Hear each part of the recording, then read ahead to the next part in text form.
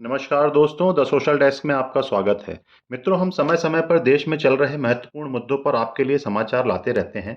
आज हम चर्चा करने जा रहे हैं एक महत्वपूर्ण केस की, जिस पर शुक्रवार को सुप्रीम कोर्ट में तीखी चर्चा हुई। ये केस है उदयपुर फाइल्स नामक फिल्म को लेकर, जो एक सत्य घटना पर आधारित है। आपको याद होगा, उदयपुर में एक टेलर का बहुत चर्चित हत्याकांड, जिसमें एक टेलर को उसकी दुकान में घुसकर उसकी निर्मम हत्या कर दी गई थी। यह फिल्म उसी घटना पर आधारित है। दोस्तों, फिल्म निर्माता फिल्म बनाते हैं और उन्हें सीबीएफसी यानी central board of film certification की सहमति भी मिल जाती है। इसके बाद होता यह है कि दो पार्टियां, यहाँ पार्टी से मेरा मतलब कोई पॉलिटिकल पार्टी नहीं, बल्कि वे जो दो पार्टियां हैं जो इस फिल्म का विरोध कर रही हैं। दो पार्टियां, पहली जमायत उलेमाए हिंद के प्रेसिडेंट मोहम्मद मदनी साहब और मोहम्मद जावेद, जो कि उदयपुर मर्डर केस में एक आरोपी है। ये दोनों पार्टियां फिल्म रिलीज का विरोध करती हैं। मित्रों, यहाँ मदनी साहब का समझ में आता है, वे एक बड़े ऑर्गेनाइजेशन के प्रेसिडेंट हैं और ताकतवर आदमी हैं। पर जो व्यक्ति खुद एक हत्याकांड में जेल में है और आर्थिक रूप से बहुत कमजोर है, वो इस फिल्म को रोकने के लिए अपना वकील सुप्रीम कोर्ट में खड़ा करता है। यानी अंदाजा लगा सकते हैं कि कौन लोग उसके पीछे हैं। खैर, हम बात करते हैं केस पर। इनकी दलील थी कि यदि यह फिल्म रिलीज होती है तो उससे लोगों की भावनाएं आहत होंगी और समाज में सामाजिक ताना बाना डगमगा सकता है। सीधे शब्दों में कहूं तो ये धमकी थी कि हिंसा भड़क सकती है। मित्रों, मामला दिल्ली हाईकोर्ट पहुंचता है। Delhi high court information broadcast ministry को आदेश देती है कि एक एक्सपर्ट कमेटी गठित की जाए और सर्टिफिकेट को रिव्यू किया जाए। जो फिल्म को सर्टिफिकेट मिला था उसको रिव्यू किया जाए। एक्सपर्ट कमेटी फॉर्म होती है और रिव्यू के बाद अपने कुछ रिकमेंडेशन देती है।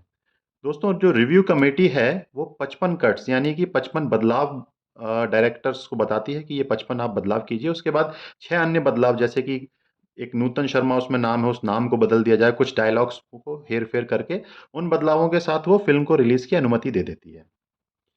इसके बाद एक स्पेशल स्क्रीनिंग भी ऑर्गेनाइज की जाती है, जो कि केरला फाइल्स या कश्मीरी फाइल्स जैसे केस में नहीं की गई थी। इसमें एक और इम्पॉर्टेंट पॉइंट है कि ये बदलाव के बाद एक स्पेशल स्क्रीनिंग ऑर्गेनाइज की जाती है ऑब्जेक्टिंग पार्टीज के साथ, जिसमें बदलाव के साथ फिल्म को दिखाया जाता है कि जो भी चेंज, 55 चेंज और 6 अन्य चेंज रिकमेंड किए गए थे कमेटी के द्वारा, उसके बाद उन चेंजेस को करने के बाद उस फिल्म को वापस से ये ऑब्जेक्टिंग पार्टीज को दिखाया जाता है। परंतु ऑब्जेक्टिंग पार्टीज इससे संतुष्ट नहीं होती हैं और मामले को लेकर सुप्रीम कोर्ट पहुंच जाती हैं। दोस्तों, गौर कीजिए, यदि किसी आम आदमी को अपना केस सुप्रीम कोर्ट तक ले जाना है, उसे न्याय की आवश्यकता है, तो वो क्या इतनी आसानी से और इतनी तीव्र गति से ले जा सकता है? परंतु जब बात हो बड़े नामचीन वकीलों की, तो सब कुछ बहुत आसान हो जाता है।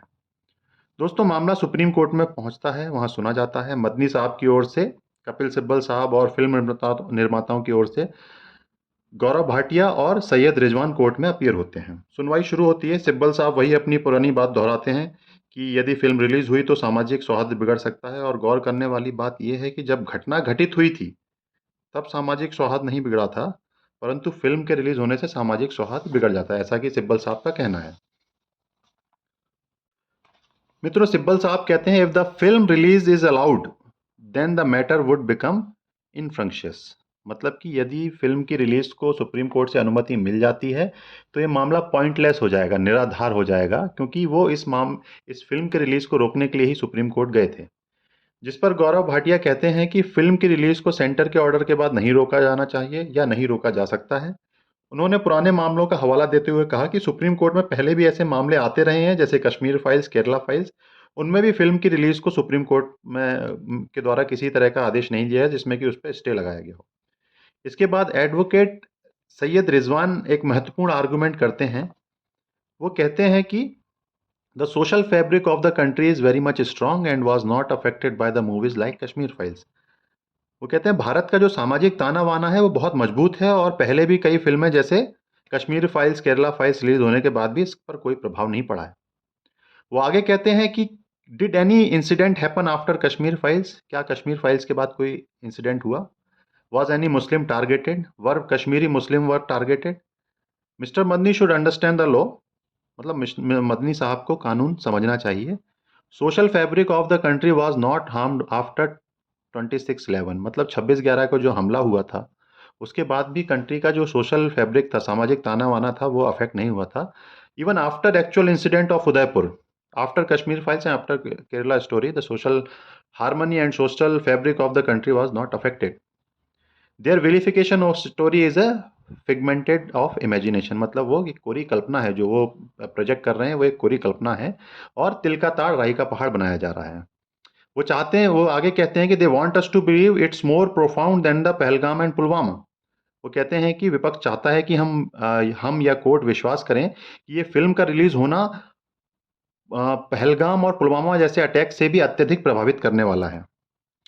मित्रों, इसके बाद जस्टिस कांत इस फिल्म के स्टे पर कोई भी इस फिल्म पर किसी तरह का स्टे देने से इनकार कर देते हैं और कहते हैं कि यहाँ तक ये कहते हैं कि आप हमारा समय क्यों बर्बाद कर रहे हैं। ये मामला हाई कोर्ट में सुना जाना चाहिए और आप हाई कोर्ट जाइए, वो हाई कोर्ट जो भी निर्णय लेगा वो फाइनल होगा।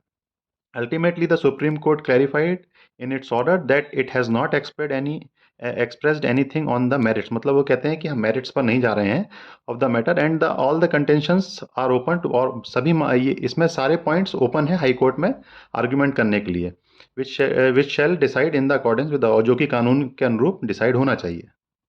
और वो इस पर कपिल सिब्बल साहब कोर्ट से रिक्वेस्ट करते हैं कि आप इसको एक्सपीडाइट करा दीजिए हाई कोर्ट में। इस पर सुप्रीम कोर्ट कहता है कि high court can be requested to hear this on Monday, मतलब हाई कोर्ट से रिक्वेस्ट किया गया कि मंडे को इस मामले को सुना जाए। अब देखना ये होगा कि मंडे को हाई कोर्ट में इस मामले पर क्या होता है। आगे की अपडेट्स हम आपके लिए लाते रहेंगे। दोस्तों, आज के लिए बस इतना ही। आप बने रहिए द सोशल डेस्क के साथ। For more insights into global strategic affairs analysis, please do like and subscribe this channel. Thank you very much. See you soon.